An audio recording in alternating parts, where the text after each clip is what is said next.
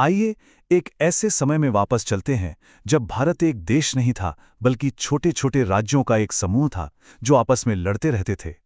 और फिर इसी उथल पुथल के बीच से एक ताकत उभरती है जो सबको एक कर देती है। ये कहानी है भारत के पहले महान साम्राज्य की। और इस कहानी की शुरुआत होती है एक बहुत ही शक्तिशाली विचार से। ये विचार महान रणनीतिकार कौटिल्य का है। उन्होंने कहा था कि लोगों के बिना देश नहीं हो सकता और देश के बिना राज्य नहीं। सुनने में ये बहुत सीधी सी बात लगती है ना? लेकिन यकीन मानिए, एक साम्राज्य बनाने का पूरा रहस्य इन्हीं शब्दों में छिपा है। तो बिखरे हुए राज्यों से एक विशाल साम्राज्य तक का ये सफर आखिर शुरू कहाँ से होता है? खैर, इसकी शुरुआत होती है एक शहर से। और ये कोई आम शहर नहीं था, ये उस विशाल साम्राज्य का धड़कता हुआ दिल था, पाटलिपुत्र। जरा सोचिए, ऊंची ऊंची लकड़ी की दीवारें, बाजारों में चहल पहल, जहां चीन से रेशम और दक्षिण से मसाले आ रहे हैं, और शानदार शाही महल। ये था पाटलिपुत्र, अपार शक्ति और समृद्धि का प्रतीक, जो गहरी खाइयों और ऊंची मीनारों से सुरक्षित था।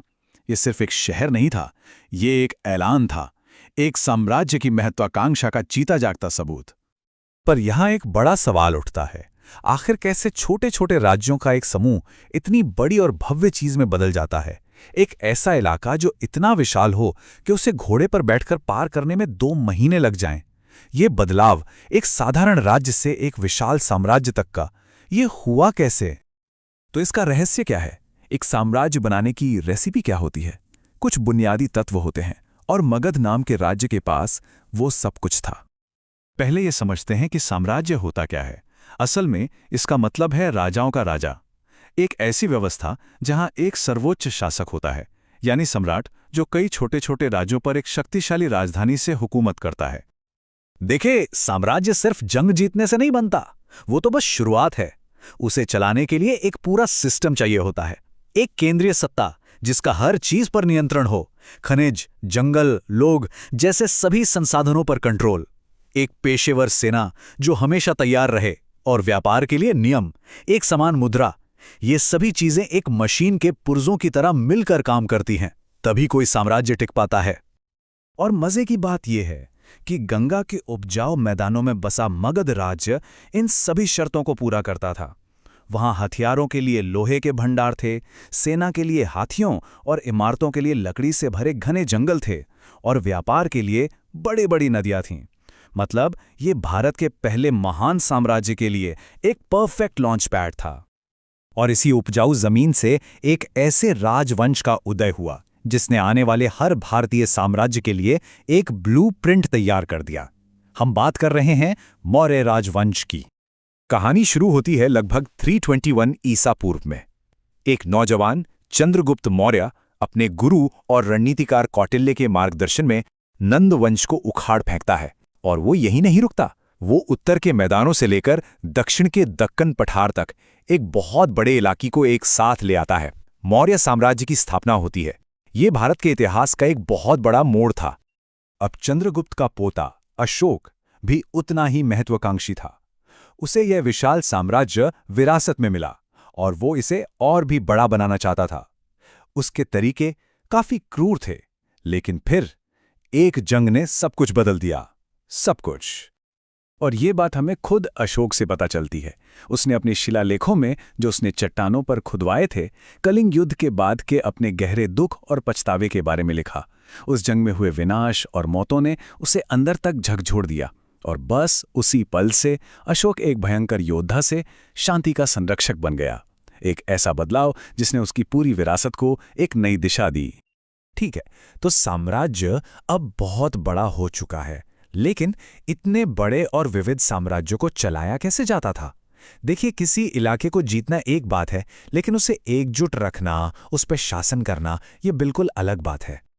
और इसके लिए मौर्यों के पास एक गुप्त हथियार था, एक गाइड बुक, एक महान ग्रंथ जिसे उन्हीं के गुरु कौटिल्य ने लिखा था। इसका नाम था अर्थशास्त्र। इसका शाब्दिक अर्थ है शासन और अर्थशास्त्र का विज्ञान। और यह सचमुच एक राज्य को चलाने के लिए एक डिटेल्ड इंस्ट्रक्शन मैनुअल जैसा था। अर्थशास्त्र में कौटिल्य ने अपना सप्तांग सिद्धांत दिया है, यानी राज्य के 7 अंग। सोचिए कि राज्य एक शरीर की तरह है। इसके 7 जरूरी हिस्से हैं: राजा, मंत्री, प्रजा और भूमि, किला, खजाना, सेना और मित्र देश। कौटिल्य का मानना था कि राज्य को स्वस्थ रखने के लिए इन 7 अंगों का तालमेल में काम करना जरूरी है। अगर एक भी अंग कमजोर हुआ तो पूरा शरीर खतरे में पड़ जाएगा। और इस पूरी सोच के केंद्र में एक बहुत ही क्रांतिकारी विचार था। कौटिल्य ने लिखा, प्रजा की खुशी में ही राजा की खुशी है, उनके कल्याण में ही उसका कल्याण है। मतलब राजा का सबसे पहला काम अपनी प्रजा को खुश और सुरक्षित रखना है। ये सिर्फ ताकत के लिए ताकत हासिल करना नहीं था, ये लोक कल्याण की बात थी। एक ऐसा विचार जो आज भी उतना ही जरूरी है। तो साम्राज्य बनते हैं और समय के साथ खत्म भी हो जाते हैं, ये इतिहास का नियम है। लेकिन मौर्य साम्राज्य वो अपने पीछे कुछ ऐसा छोड़ गया जो 2000 साल से भी ज्यादा समय तक कायम रहा। एक ऐसी विरासत जिसे हम आज भी देख और महसूस कर सकते हैं। अशोक के प्रभाव के बारे में सोचिए। कलिंग युद्ध के बाद उसने अहिंसा और करुणा के बौद्ध आदर्शों को फैलाया। उसने पूरे साम्राज्य में स्तंभों और चट्टानों पर लोक कल्याण के संदेश खुदवाए ताकि हर कोई उन्हें पढ़ सके। उसने सिर्फ इंसानों के लिए नहीं बल्कि जानवरों के लिए भी अस्पताल बनवाए, यात्रियों के लिए सड़कें और आराम करने की जगहें बनवाईं। उसने सिर्फ शासन नहीं किया, उसने नेतृत्व का एक नया आदर्श स्थापित किया जो नैतिक जिम्मेदारी पर आधारित था। और शायद इस युग का सबसे बड़ा प्रतीक सारनाथ में अशोक द्वारा बनवाया गया स्तंभ है। यह वही जगह है जहां बुद्ध ने अपना पहला उपदेश दिया था। यह स्तंभ, जिसके ऊपर 4 शेर 4 दिशाओं में देख रहे हैं, एक बहुत शक्तिशाली प्रतीक था। यह शाही अधिकार और धम्म यानी धर्म और नैतिकता के शासन दोनों को दर्शाता था। और यहीं पर अतीत वर्तमान से एक बहुत ही आश्चर्यजनक तरीके से जुड़ता है। सारनाथ के उसी स्तंभ का ऊपरी हिस्सा आज आधुनिक भारत का राष्ट्रीय प्रतीक है। उस स्तंभ पर बना धर्मचक्र हमारे राष्ट्रीय ध्वज के केंद्र में है और उस पर लिखा आदर्श वाक्य सत्यमेव जयते हमारा राष्ट्रीय आदर्श वाक्य है। ये हजारों सालों का एक सीधा अटूट संबंध है जो दिखाता है कि हमारा अतीत आज भी हमारे वर्तमान का कितना गहरा हिस्सा है। 2 मौर्यों की ये कहानी और खासकर अशोक का एक विजेता से रक्षक बनने का ये अद्भुत सफर हमारे सामने एक बड़ा सवाल छोड़ जाता है। एक ऐसा सवाल जो तब भी जरूरी था और आज भी है। एक शासक को महान क्या बनाता है?